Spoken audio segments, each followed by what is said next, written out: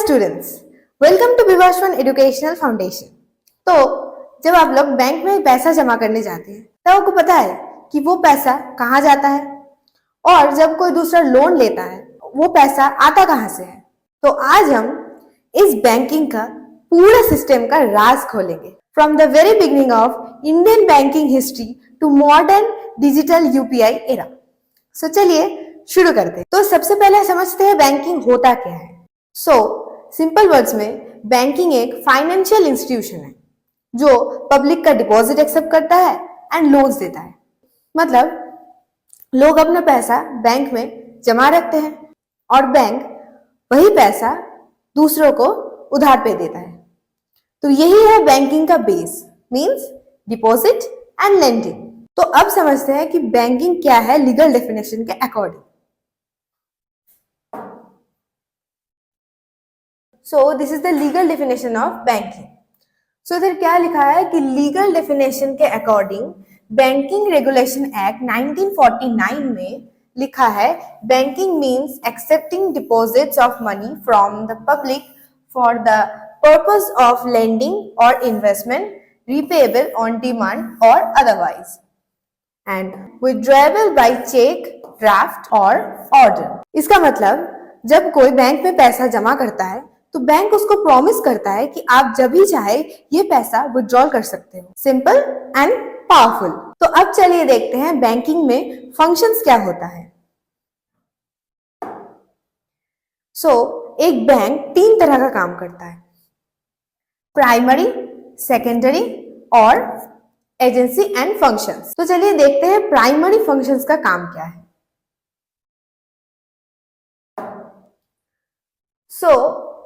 ये है primary functions का काम, डिपॉजिट लेना, लोन्स देना। फॉर एग्जाम्पल कोई बैंक में आके 1 लाख रुपीस डिपॉजिट किया, ये है बैंक का लाइबिलिटी। एंड फिर बैंक क्या करता है, बैंक उस 1 लाख रुपीस को किसी और को लोन देता है, वो क्या होता है बैंक का एसेट। अभी देखते हैं सेकेंडरी फंक्शंस का क्या काम होता है।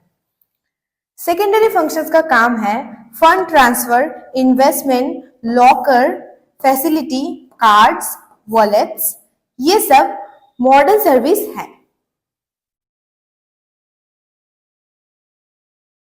तो अब चलिए देखते हैं एजेंसी फंक्शंस का क्या क्या काम होता है। तो एक्चुअली बैंक गवर्नमेंट के एजेंट की तरह काम करता है। तो चलिए देखते हैं क्या क्या फंक्शंस है, जैसे कि पेंशन देना, bill collection, tax, deposit etcetera. और आज के टाइम में digital banking, UPI, debit credit cards, wallets, इन सब को मिलाकर एक मॉडर्न बैंकिंग इकोसिस्टम बनाते हैं। तो अब समझते हैं डिपॉजिट का टाइप्स, जो एग्जाम में भी पूछा जाता है और रियल लाइफ में ये सबसे ज्यादा यूजफुल है। अब देख सकते हैं टाइप्स ऑफ बैंक्स डिपॉजिट। ये क्या है, पहले है सेविंग्स अकाउंट। सेविंग्स अकाउंट का मीनिंग क्या है, छोटी सेविंग्स, इंटरेस्ट प्लस इंटरेस्ट मिलता है। ये किन लोगों के लिए है, स्टूडेंट्स एंड एम्प्लॉय अकाउंट। मतलब सेविंग्स अकाउंट का मतलब क्या है कि ये छोटा मोटा सेविंग्स करता है, इसमें इंटरेस्ट भी मिलता है आपको, एंड ये फॉर बेसिकली स्टूडेंट्स और एम्प्लॉयज के लिए है। फिर आते हैं करंट अकाउंट में। करंट अकाउंट का मतलब क्या है, हाई ट्रांजेक्शन, नो इंटरेस्ट। अब इसमें क्या है, हाई ट्रांजेक्शन देखने को मिलेगा लेकिन इसमें इंटरेस्ट नहीं है। तो ये किसके लिए, बिजनेस फर्म्स के लिए, जो बड़े बड़े बिजनेस करते हैं। तो आपको तो उधर पता ही है बहुत सारा ट्रांजेक्शन होता है, तब क्या होता है, तब उधर करंट अकाउंट का यूज होता है। तो अब देखते हैं फिक्स डिपॉजिट, जिसको हम एफडी के नाम से जानते हैं। तो फिक्स डिपॉजिट का मीनिंग क्या है, फिक्स टेन्योर के लिए डिपॉजिट। इसका एग्जांपल क्या है, 1 ईयर एफडी। हर कोई बोल रहा है कि मेरा एफडी किया है, मैंने 1 साल का एफडी किया है, मैंने 5 साल का एफडी किया है, तो यही है एफडी, इसका मतलब फिक्स डिपॉजिट। इसके बाद आते हैं रिकरिंग डिपॉजिट, हम जिसको आरडी के नाम से जानते हैं। इसका मतलब क्या है, हर मंथ फिक्स सेविंग, एंड इसका एग्जांपल 5 इयर्स आरडी। एक छोटी सी ट्रिक्स है इसमें, जैसे कि आप याद रख सकते हैं कि SCFR, जैसे कि SCFR, ये है 4 पिलर्स बैंकिंग सिस्टम। तो चलिए अब छोटा सा एक टाइम ट्रैवल करते हैं और देखते हैं इंडिया में बैंकिंग का इवोल्यूशन कैसे हुआ।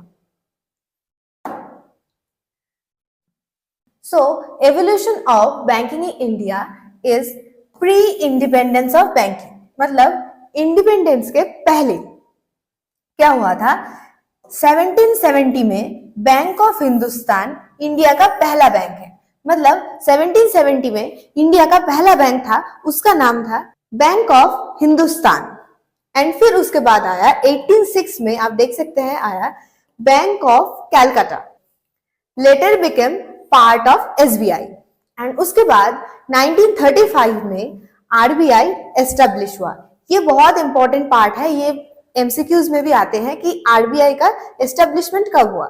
उस टाइम 3 प्रेसिडेंसी बैंक में, bank of Bengal, bank of Bombay, bank of Madras, ये तीनों को मिलाकर हुआ इंपीरियल बैंक ऑफ इंडिया, जो कि 1955 में, याद रखना 1955 में हुआ स्टेट बैंक ऑफ इंडिया, हमारा एसबीआई। तो अब चलिए देखते हैं पोस्ट इंडिपेंडेंस स्टेटस, मतलब इंडिपेंडेंस के बाद क्या हुआ। So post independence phase. So independence के बाद क्या हुआ, 1955 में एसबीआई नेशनलाइज्ड हुआ। ये याद रखना 1955 में एसबीआई नेशनलाइज्ड हुआ। एंड 1969 में 14 मेजर बैंक्स नेशनलाइज्ड। मतलब 1955 में तो एसबीआई नेशनलाइज्ड हुआ, उसके साथ साथ 1969 में और भी 14 बैंक्स और भी 14 मेजर बैंक्स, अब याद रखना मेजर बैंक्स नेशनलाइज्ड हुआ।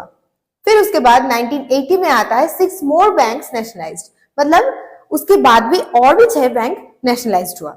एंड स्पेशली 2020 में 20 बैंक्स को मर्ज करके 12 पब्लिक सेक्टर बैंक्स बना दिया गया। इसका मेन एम था rural banking and financial inclusion, ताकि बैंकिंग सिर्फ शहर तक लिमिटेड ना रहे, ये गांव तक भी पहुंचे।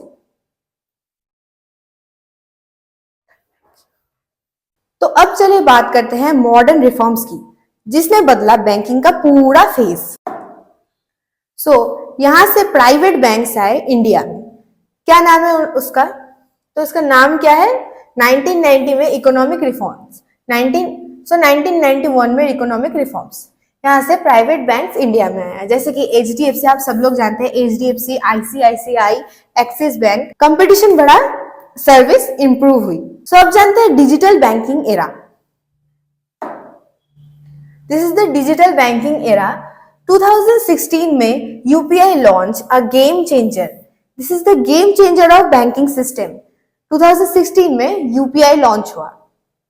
2016 में पेमेंट बैंक्स जैसे कि पेटीएम, एयरटेल, इंडिया पोस्ट, ये सब लॉन्च हुआ।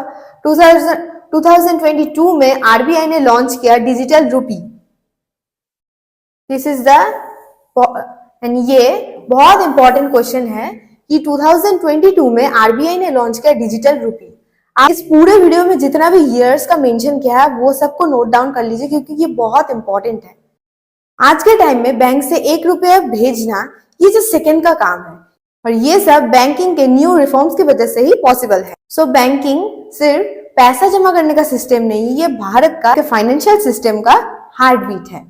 आज आप मान लीजिए, आज आप चाय के लिए 10 रुपए यूपीआई से भेज रहे हैं, इसके पीछे पूरा एक फाइनेंशियल सिस्टम काम कर रहा है, आरबीआई से लेकर कमर्शियल बैंक्स तक।